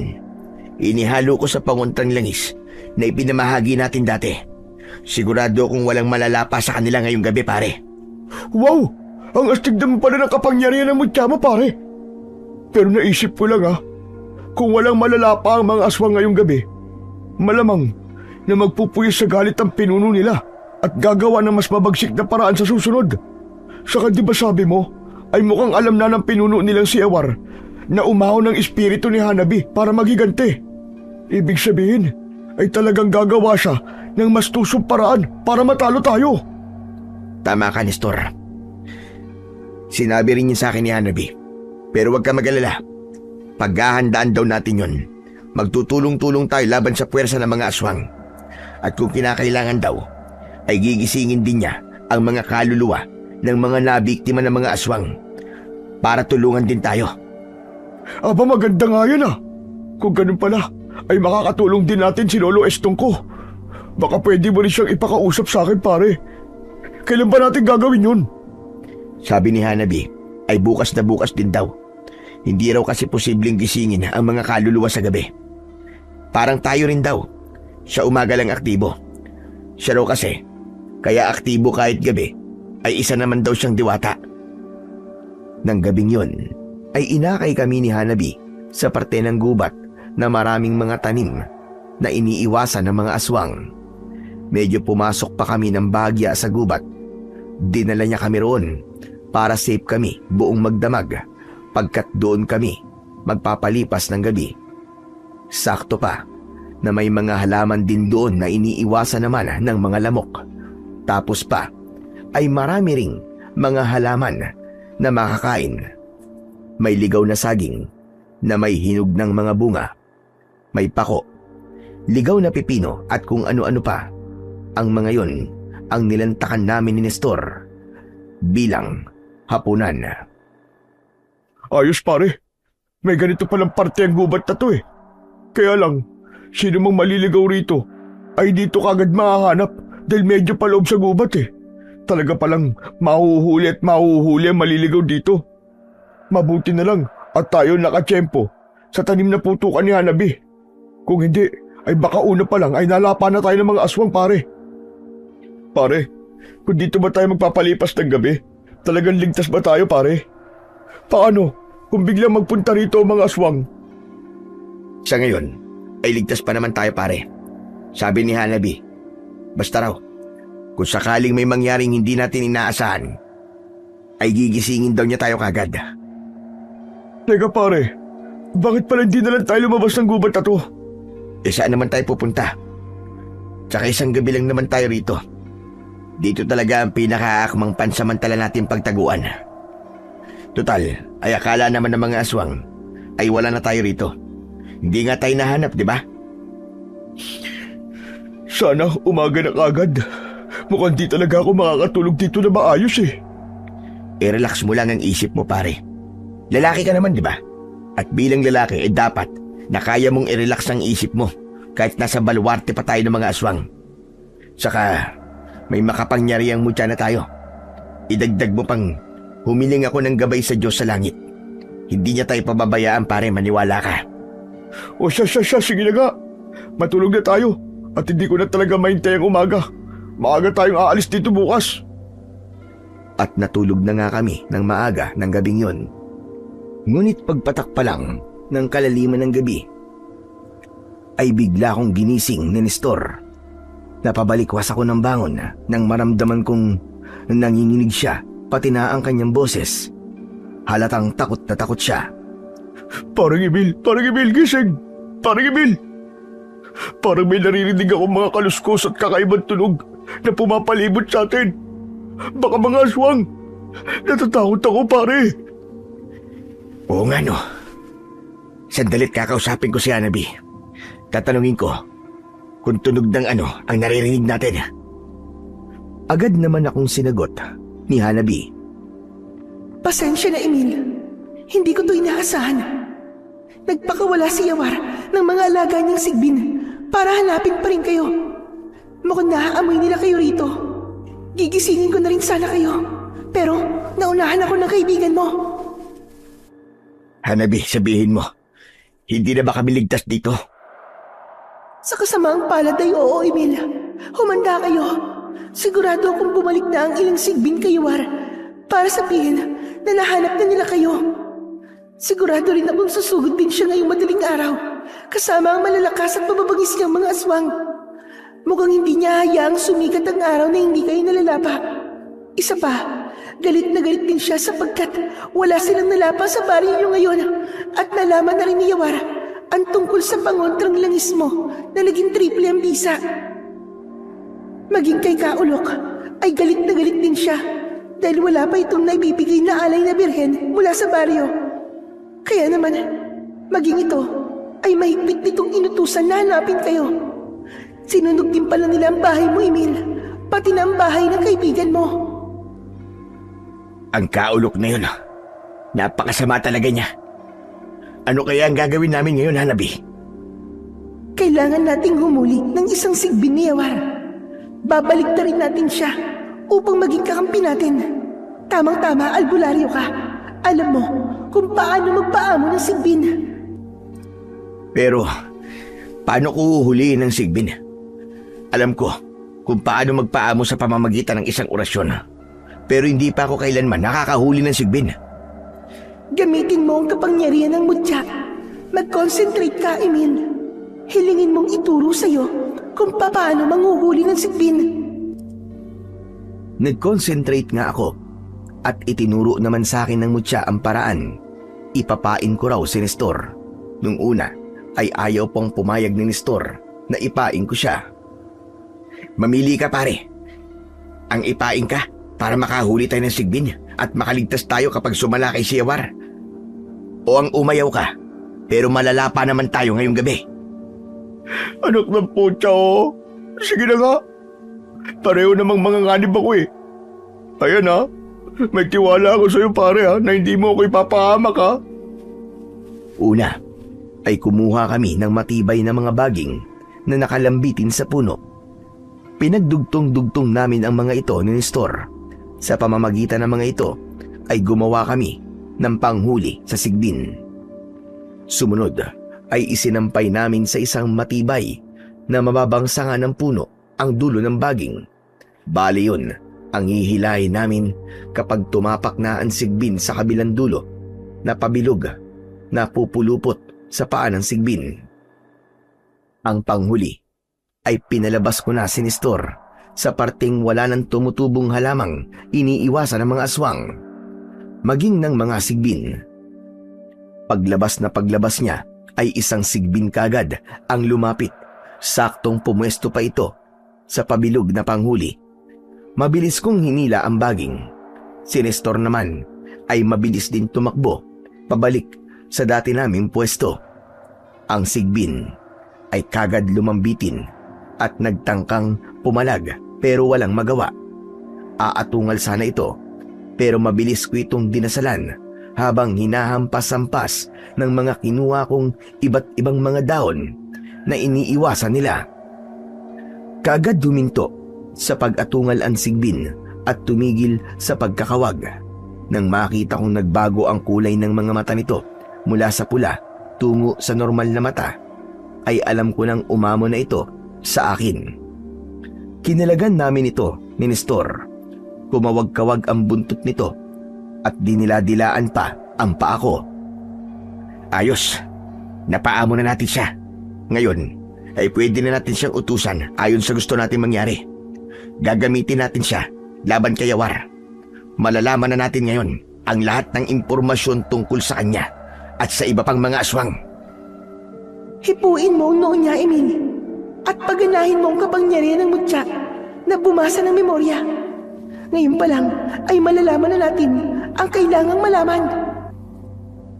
Ganun nga ang ginawa ko. Nalaman ko tuloy ang lahat-lahat tungkol kay Yawar, kung saan ang pinakakuta niya at maging ang kanyang mga kahinaan. Nalaman ko rin kay Yawar pala nang galing ang medium ni Kaulok. Nakipagkampiyan pala sa mga aswang ang napakasamang matandang yon. Tinadya pala nitong mahina lang ang gawing mga pangontrang langis na ipinamamahagi sa mga kababaryo ko. Mabuti na lang at nagawan ko ng paraan, kung hindi ay talagang may mga malalapa na naman sa kanila. Nalaman ko ring plano pala talaga niya na ipahamak ang lahat ng mga albularyo sa baryo, lalong-lalo na ako. Para nga naman siya na lang ang matira. Mas madali nga naman niyang kontrolin ang mga kababaryo ko at ang mga aswang kapag walang kokontra sa kanya. Napakasama talaga. Kaya naman, buo ang loob ko na pagbayarin ang matandang ulok na yon. Siya at ang mga aswang ay hindi na dapat pa nabubuhay sa mundo. Ngayon ay tiyak na alam mo na ang lahat, Emil. Ngayon pa lang ay pagtulungan na natin gumawa ng kinakailangan mga hakbang para matalo si Yawar, si Kaulok at ang lahat ng mga aswang. Pero hindi namin gaanong napagandaan ang magplano dahil ng sandaling yun ay naririnig ko na ang paparating na mga kaluskos at mga atungal. Nariyan na sila, Hanabi, Nestor. Naririnig ko na ang paparating na mga aswang. Kasama nila si Yawar, pagkat mahina siyang umaalulong. Humanda kayo. Naku po, pero wala tayong kahit tanong sa data dito eh. Paano tayo lalaman ito, pare? Ang mabuti pa'y tumakas na lang tayo palabas ng gubat na to. Teka pare, sandali. Pero mabilis nang tumakbo si Nestor dahil sa pagkakataranta at takot. Hindi ko natuloy na ituloy ang sasabihin ko sana. Napilitan na rin akong sundan siya dahil kung hindi ay mapapahamak siya dahil siya lang mag-isa. Habang tumatakbo kami ay binubulungan ako ni Hanabi. Emil, ikaw na ang bahalang mag-isip ng paraan. Total, ay alam mo na lahat-lahat. Basta, palagi kang magko-concentrate. Paganahin mo mga kailangan paganahin. Yang sigbin pala, utusan mo na kung ano ang dapat niyang gawin. Pwede mo rin siyang kausapin sa isip kahit malayo kayo sa isa't isa. Madali ka. Ganun na nga ang ginawa ko. Inutusan ko at pinakilos ng dapat nitong gawin ang napaamo naming sigbin. Muli ay nagkulay pula ang mga mata nito. Yun ay para magkunwari pa ring kakampi ito ni Yawar. Nagpatuloy kami sa pagtakbo ni Nestor. Ang direksyong tinatahak namin ay palabas sa gubat. Habang tumatakbo kami ay palakas ng palakas ang mga atungal ng mga aswang. Kinilabutan kami ni Nestor. Anak ng linta naman, oo. Mukhang napakaraming mga aswang ang umahabol sa atin, pare. Mukhang katapusan na natin. Ang mutya mo ano na? Wala ka magagawin o pagaganahin. Basta tumakbo ka lang pare. Huwag mo na akong tanungin at nagko-concentrate ako habang tumatakbo tayo. Hinahanap ko sa isip ko kung ano ang pagaganahin ko mula sa mga kapangyarihan ng mutya. Marami akong kailangang isipin pare, huwag mo akong istorbohin. Palabas na kami ni Nestor sa gubat nang makaisip na ako ng mga paraan at makapagpagana ng mga kailangang kapangyarihan ng mutya. Pero nagulat kami nang may nakita kaming grupo ng mga kababaryo namin na parabang pasalubong sa amin. Nakita kong pinangungunahan sila ni Kaulok. May mga dala silang mga sulo at mga sandata. Pare, tama-tama. Mukhang tutulungan tayo ng mga kababaryo natin laban sa mga aswang. Yan na yata ang pinagana mo, pare. Hindi pare. Hindi mo ba nakikita? Si Kaulok ang nangunguna sa kanila. Magtago muna tayo sa mga talayban. Delikado kapag nakita nila tayo. Sinadya nila ito na ipitin tayo sa magkabilang direksyon. Anak naman ng tokwa, oh. Ano na kayo nagagawin natin, pare? Hindi pwede magtagulan tayo rito. Tumahimik ka muna. May pagaganahin lang ako para hindi nila tayo makita rito. Ayun, may dalawang malalaking bato sa malapit. Tulad ng pinagana ko dati na hindi tayo nakita nang yumakap tayo sa puno. Ganun ulit ang pagaganahin ko. Sa bato naman tayo ngayon yayakap. Bilisan mo, pare. Ayan ang mga aswang sa likuran natin. Anak nakakatakot ang mga itsura nila, pare. Para mga demonyong bakulaw. Hindi ko na tinignan ang paparating na mga aswang para makapag-concentrate ako. Makaraan ay hinipo ko ang noo ni Nestor para paganahin din sa kanya ang napagana ko. Ayan pare, ayos na. Ngayon naman, ay isahan natin sila. Lumitaw tayo sa bandaron na medyo malayo rito sa mga bato. Kawayan natin sila. Hintayin natin magsisugod muna sila. Pagkaraan ay dumiretso na tayo sa talayban nang nakayuko para hindi mapansin kung saan direksyon tayo magtatago sa mga batong ito. Kuha mo ba pare? Ha? Kinakabahan ako, pare. Ano kaya kung ikaw na lang? Dito na lang ako. Yayakap na lang kagad ako sa isang batong ito. Kung dalawa pa kasi tayo, baka sobrang kaba ko matapilok pa ako. Baka lalong hindi ako makatakbo, pare. Pambihira na yan. Lampa ka pala pare kapag ganitong sitwasyon na. Abay, mga aswang na ang karap natin, pare. Ibang usapan na yun. Tao sa tao, matapang ako. Wala akong inuurungan. Pero kapag aswang na, naku po, pare, ayan na sila. Sige na, pare. Magmadali ka na lumitaw sa bandaron. Dalihan mo. Mag-isa kong tinawag ang pansin ng mga aswang at ng grupo ni Nakaulok sa di kalayuan. Kumaway-kaway ako habang sumisigaw. Kaulok! Mga aswang! Yuhu! Nandito ako! Ako ang hinahanap nyo, di ba? Pwes, eto na ako. Huliin nyo na ako!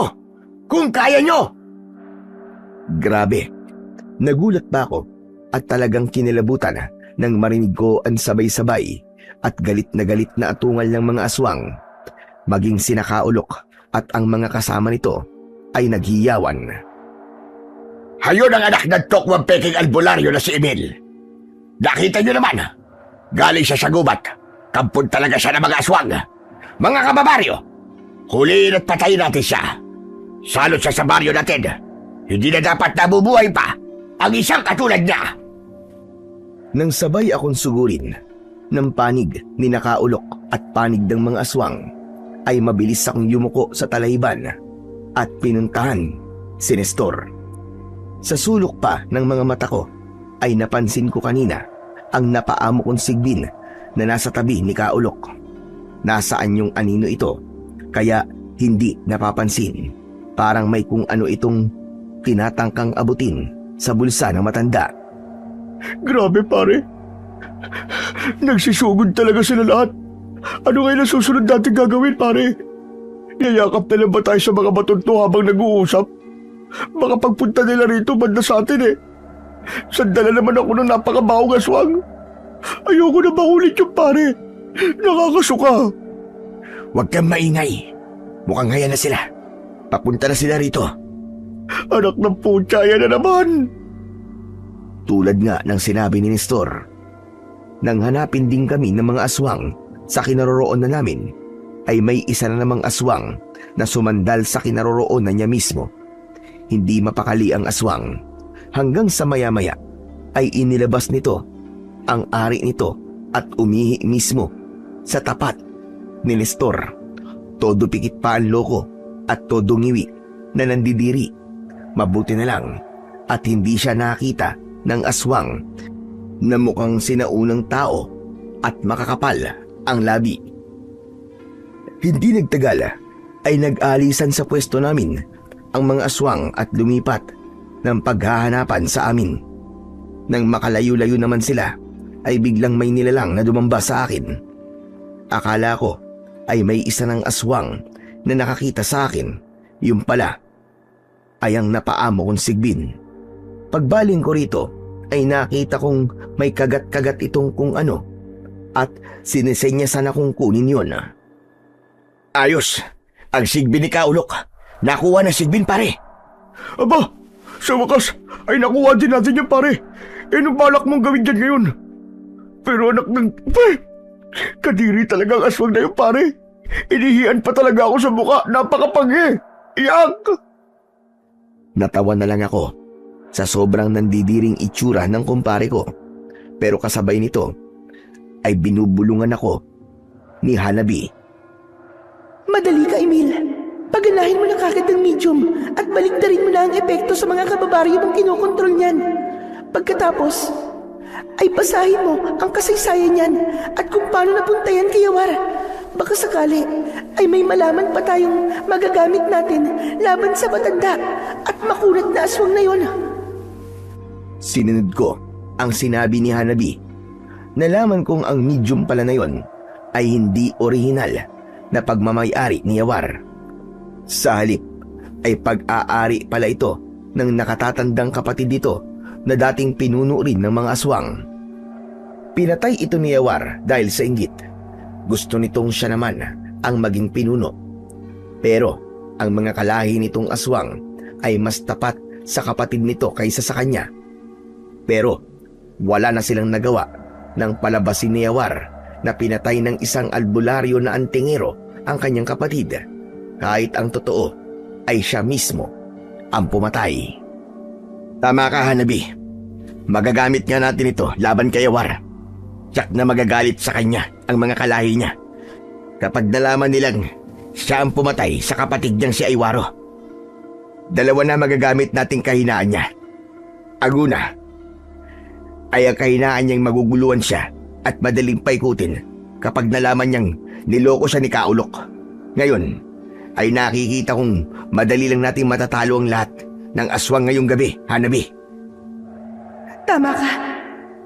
Kaya, ano na ngayon ang plano mong gawin, Emil? Ngayon na dapat natin ilantad ang lahat tungkol kay Yawar at kay Kaulok. Malapit nang dumating ang bukang liwayway. Kung sa susunod na gabi pa natin gagawin, ay baka hindi na natin magawa. Malalaman din ni Kaulok na nawawala na ang medium niya. Baka makaisip din ng ibang paraan si Yawar laban sa atin. Kailangan natin maunahan sila. Saglit akong nag-isip at tinimbang na maigi ang sitwasyon. Napatanaw pa ako kung saan na kaya naroroon ang mga aswang at ang grupo ni Nakaulok. Magkahiwalay silang naghahanap pero parehong hindi pa man nakakalayo mula sa kinaroroonan namin ni Nestor. Pare, ano pinag-uusapan niyo ni Hanabi? Huwag mo sabihin, lalantad na naman tayo at tuluyan na nating haharapin ang dugyot at mababahong mga aswang na yun. Pero yun talaga ang kailangan nating gawin, pare. Ito na ang huling pagkakataon natin para talunin at lipunin silang lahat. Sigurado ka bang mananalo tayo, pare? Pero baka maisip mo na naman na ipain ako, ha? Aba, hindi na ako papayag sa pagkakataong to. Baka hindi lang maihiyan ang pagbumuka ko. Baka mamaya maiputan na rin nila tong mukha ko. Kadiri, dapat ikaw naman, pare. Oo na, pare. Kaya humanda ka na at lalantad na ako. Pero teka pala, babaligtarin ko muna ang epekto nitong medium sa mga kababaryo nating kontrolado ni Kaulok. Tsak matatauhan sila ngayong gabi at pagsisisiyang mas kumampi sila sa matandang inggitero at taksil na yun. Matapos kong mabaligtad ang epekto ng medium, ay tinawag ko na ngang muli ang atensyon ng mga aswang, lalo na ang pinuno ng mga ito na si Yawar at ang grupo ni Kaulok. Mga aswang! Yawar! Kaulok! Kung hindi ba naman kayo mga duling, nandito ako, mga tanga! Nag-react kagad sina Kaulok at Yawar nang makita ko. Pareho silang galit na galit at halatang gigil na gigil. Anak na tokwa ka! Ano bang ipinagmamalaki mo, ha? At hindi namin kayo kagad nakita. Pwes, sa gabi ito, ay wala na kayong takas sa amin. Mamamaalam na kayong dalawa sa mundo. Wala kayong karapatang mabuhay! Mukha mong demonyo kang matandang huklubang ka! Mas ikaw ang hindi dapat nabubuhay! Ikaw ang totoong salot! Mas salot ka pa sa mga aswang na kinasabuat mo! Sa gabi ito, ikaw ang masumanda sa ibubunyag ni Paring Emil tungkol sa kataksilan mo at panluloko mo sa pinuno ng mga aswang! At sa wakas, ay narinig din namin ang boses ni Yawar na nagsalita. Grabe, nakakatakot ang kanyang boses. Malaki, mababa at napakaangas. Boses pa lang ay parang kakainin na kami ng buhay. Humanda kayong dalawa sa akin. Sisiguraduhin kong bago sumikat ang araw, ay ako mismo lalapa sa inyong dalawa. Lalo-lalo ka na, lalaking albularyo. Ikaw pala ang sinasabi ni Ulok. Pwes, ako mismo ang sasayin ng dugo mo at kakain ang puso mo't tumitibok-tibok pa. Pero sandali lang, Yawar. Nakikita mo ba to? Tignan mo maigi. Ito ang medium ng kapatid mo si Aywaro, hindi ba? Bakit alam mo ang pangalan ng kapatid ko? At bakit nasa iyo yan? Sino ka ba? Nang sandaling yun, ay nakita kong kinapakapa ni Kaulok ang bulsa niya. Halatang balisa siya, hindi mapakali at hindi makapaniwala. Napangisi ako nang lumarawan din sa mukha niya ang takot nang sulyapan siya ni Yawar. Alam mo ba, na si Kaulok ang nagbigay sa akin ito. Ipinagkalulukan niya sa akin. Alam ko na rin kung bakit hindi mismong ikaw ang gumagamit ito. Dahil takot kang baka mapalabas mo ang kaluluwa ni Aywaro. Takot ka sa sarili mong multo. Ulok, ano ang ibig sabihin nito? Nako, wala. Wala akong alam sa pinagsasasabi niya, Yawar. Hindi ko alam kung paano napunta sa kanya ang medium. Narito lang yan sa bulsa ko kanina. Nang nakita kong biglang nagpuyos sa galit si Yawar, ay lalo ko pa yung ginatungan. May isa pang kalokohan ako nalaman, Yawar. Tungkol kay Kaulok. Ano? Sabihin mo na kagad!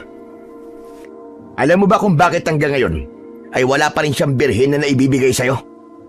Dahil hindi siya kailanman pwedeng humawak ng isang birhen. Dahil sa sumpa ni Kauriel sa kanya na kapwa namin albularyo na ipinapatay niya sa'yo. Tignan mo nga naman, 2 beses kang pinagkalulo ni Kaulok. Ang sakit nun, hindi ba? Doon na nga nagwala sa galit si Yawar. Walang sabi-sabing kagad nitong sinugod si Kaulok. Tinangka ng matanda na utusan ang mga kababaryo kong kasama niya. Pero nabigo siya dahil nakabalik na sila sa dati nilang huwisyo. Sa halip ay galit na pinabayaan nilang sugurin ng pinunong aswang ang matanda.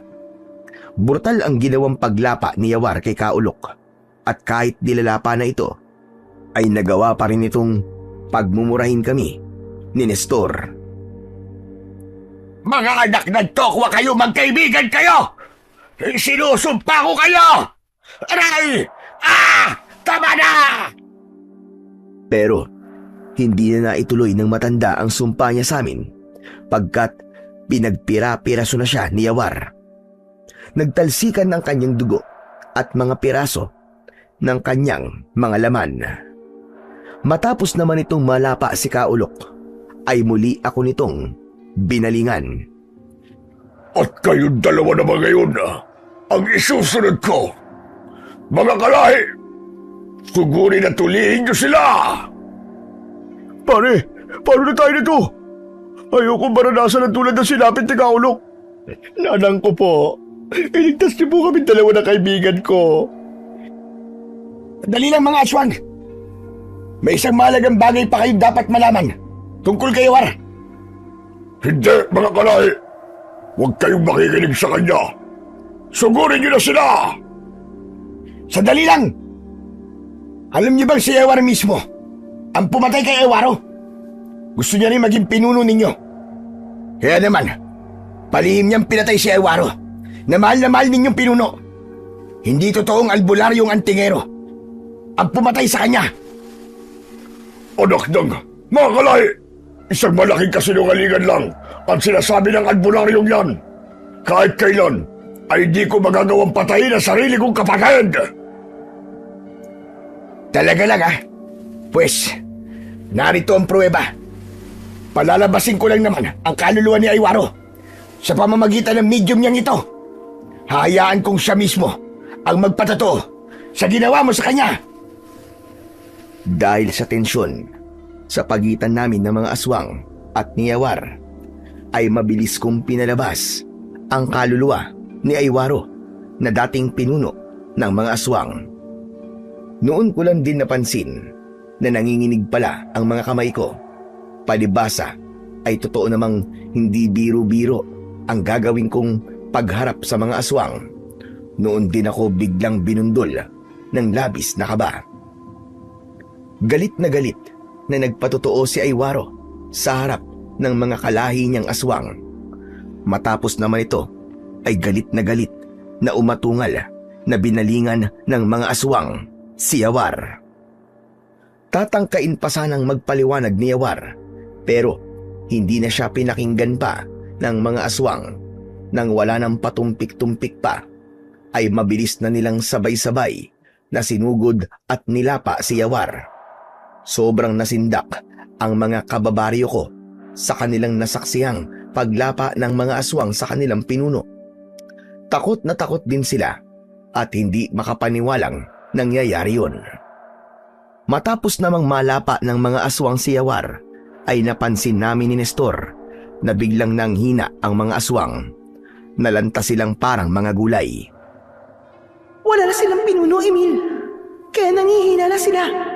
Ngayon ang tamang tiyempo para sugurin niyo sila at patayin. Tinabihan ko si Nestor na utusan ang ilang kababaryo namin na pauwiin para kumuha ng mga pangontrang langis na ibinigay ko sa kanila na triple na ang bisa.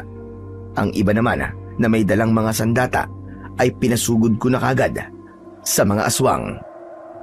Mga kababaryo ko na may mga sandata, sugurin niyo sila at patayin. Wala na silang lakas para makalaban pa. Wala kayong ititira kahit isa sa kanila. Atin ang gabing ito. Sa atin ang tagumpay. Laban sa mga aswang. Nang madaling araw na yon, bago sumikat ang bukan liwayway, ay napatay namin ang lahat ng mga aswang na labis na namerwisyo sa aming baryo. Nang sumikat na ang araw, ay bumalik sila sa kanilang tunay na anyong tao.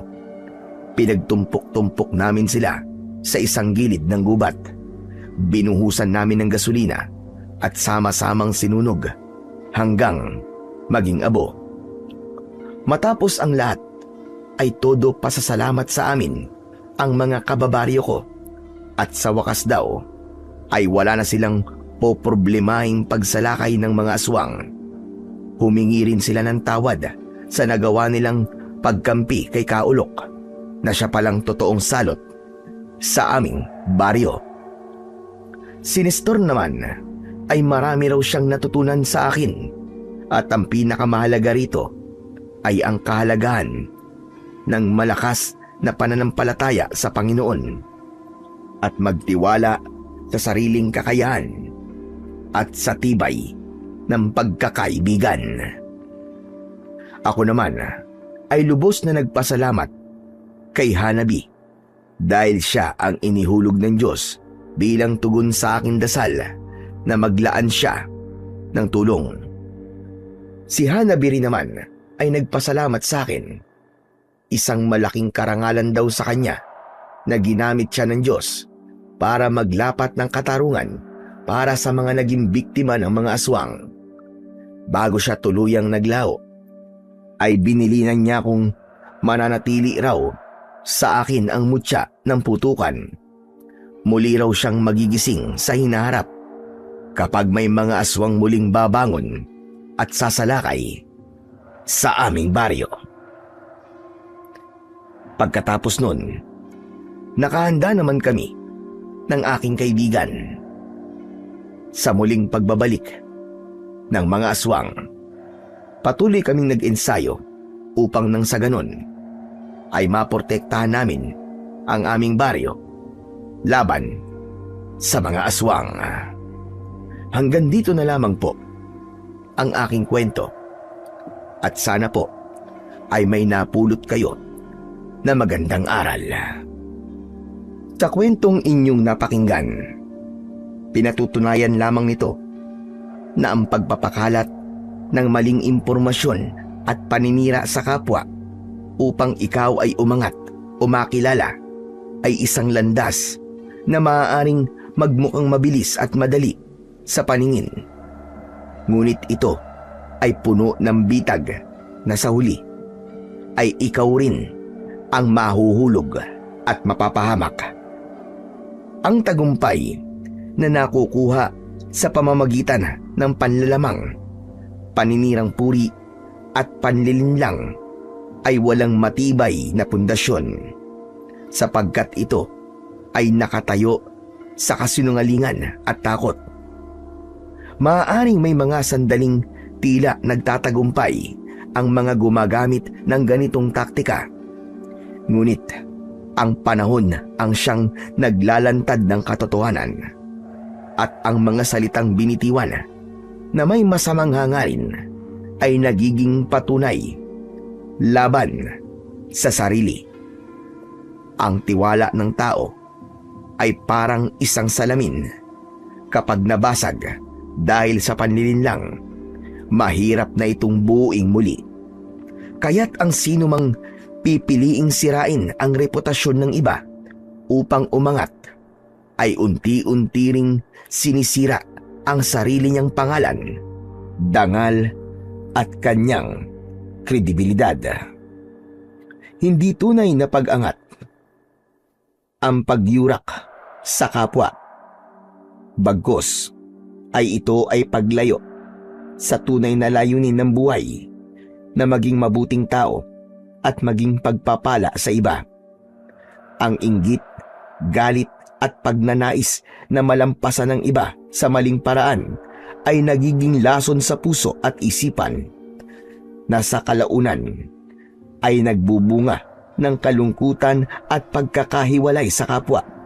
Sa kabilang banda, ang taong pinipiling maging tapat, mapagkumbaba at marangal kahit sa gitna ng pagsubok ay nagtatayo ng reputasyong hindi kayang gibain ng paninira. Ang katotohanan ay may sariling lakas. Hindi man agad makita ang bunga nito. Darating ang panahong ito ay sisibol at magpapatunay kung sino ang tunay na may malinis na hangarin. Tandaan na ang bawat salita ay may bigat at ang bawat kilos ay may balik.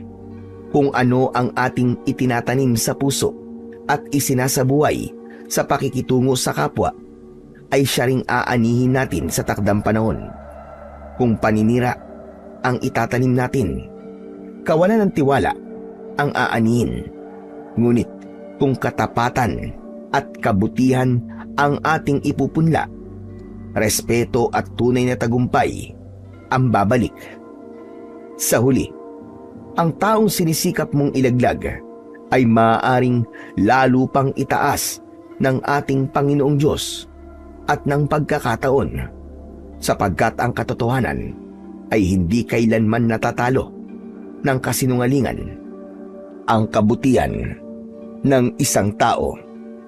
Ang tunay na tagumpay ay hindi nasusukat sa dami ng taong nalampasan, kundi sa integridad na napanatili at sa kabutihang naibahagi sa mundo.